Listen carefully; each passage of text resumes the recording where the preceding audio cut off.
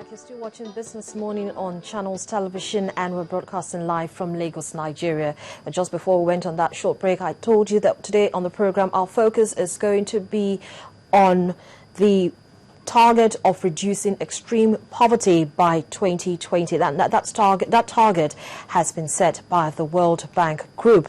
And to talk about this and other issues that will come up as we go on the program, I'm being joined by our human capital development expert, Mike Adeleye. Thank you so much, Mike, for joining us this morning. Thank you. Good morning. Well, just before we start our conversation, the World Bank IMF meeting just ended a couple of weeks ago in Washington, D.C. Now, what most of, if all the participants there, the CBN governors and the ministers of finance, most of them actually agreed with the World Bank Group president, Jim Yong Kim, when he was talking about how poverty, as much as possible, needs to be reduced. Now, what he says is that poverty needs to be reduced by as much as 9% or to 9% by 2020. But let's quickly listen to what he had to say as regards this and what the World Bank Group will be doing, and then we'll come back and start our conversation. So please listen to this. Let's step back for a moment and look at the state of extreme poverty in the world and what it will take to reach our goals. Just yesterday, we released a report showing that of those in extreme poverty around the world, 1 in 3 is a child. That equals more than 400 million children. What more motivation do we need to accelerate progress toward the goal of ending extreme poverty by 2030? How can we, in good conscience, not do all we can to lift 400 million children, their families, and hundreds of millions of others out of poverty and into a life of opportunity?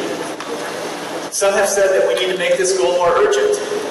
Well, just 2 days ago, we announced that if we're going to be on the path of reaching 3% of the population living in extreme poverty by 2030, we must get to 9% by 2020.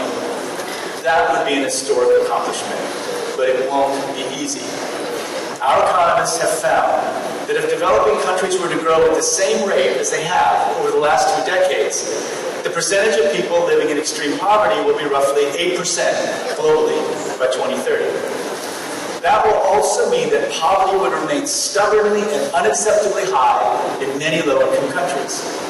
We've found that the only way to extreme poverty will be for many developing countries to grow at their fastest rates during periods over the last 2 decades. That illustrates the true nature of the challenge before us, and it means that we cannot revert to business as usual.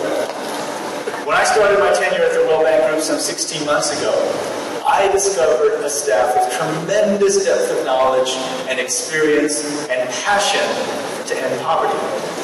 I also found a staff frustrated with the institution. Many wanted their work to have greater impact. They chafed at a bureaucracy that had turned our 6 regional units into silos, with each one reluctant to share its technical expertise with others.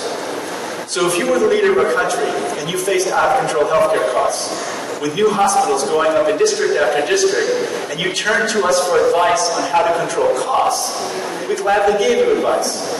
But it was almost always limited to your region alone. In our new organizational model, under our new organizational model, when you ask us for help, we'll look across our entire institution and offer the most up-to-date, state-of-the-art global knowledge and experience with a deep bench of experts who know what's worked and what hasn't in all regions of the world, from inside and outside our organization. In April, we will present a new roadmap of our finances. We will incorporate measures to grow our revenues, increase our financial capacity to serve clients, and improve our efficiency. Well, that was the president of the World Bank Group, Jim Yong Kim, on the eve of the opening of the 2013 annual meetings of the World Bank Group and the International Monetary Fund in Washington, D.C. Well, Mike, he's said it, and it seems like they've really thought this through. But how much of this are we going to be seeing? They've set an interim target of what? Reducing global poverty to about 9% in 2020 and to totally eradicate it by 2030. How realistic is this? Thank you very much. I think it could be realistic. And I think it could be a measure that most countries, especially the developing country, could begin to look into to see what measures they have to put in place to actually be able to meet these targets.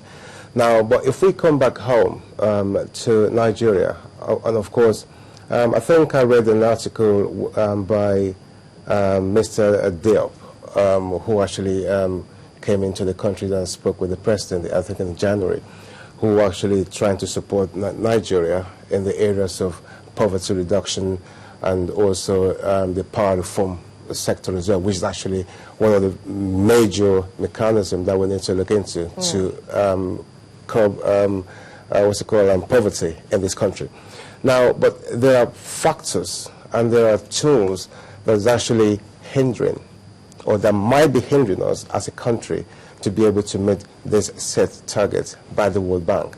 Now, if we begin to unravel and look into all these issues, I mean, we could start from our educational system. All right. Okay. Now, if we're talking about to reduce poverty level in this country, I mean, we have too many illiterates in this country. Or should I put it as educated illiterate? Because most of our graduates, of our youth that are meant to be graduating and have the know-how knowledge to begin to transform themselves into a better economy are half-baked. I mean, look, for instance, the ASU strike, lingering on for about 4 months. Now, how long is it going to take for these guys to go back to school?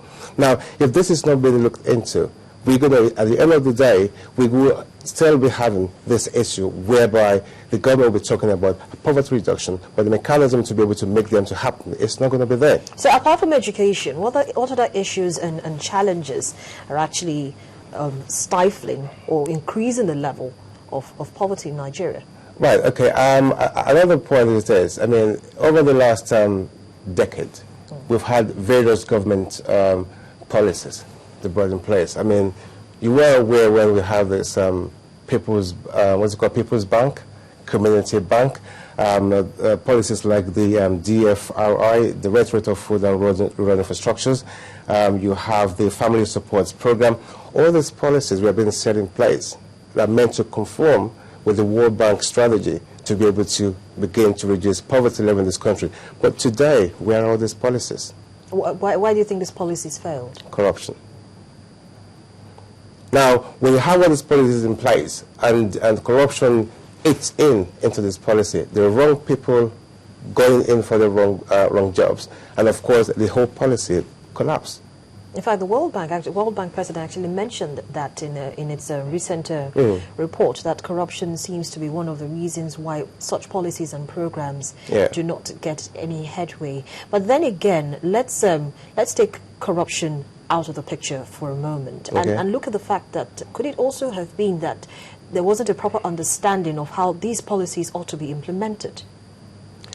That might be a factor as well. Now, let's go into our micro economic structures. Now, in 1986, the exchange rate of the naira to a US dollar is, to British pound sterling is 120 to 120 naira to 1 pound sterling. Now, today, what does it depict? 250 to 1. Now, that is a major setback, because what you can buy then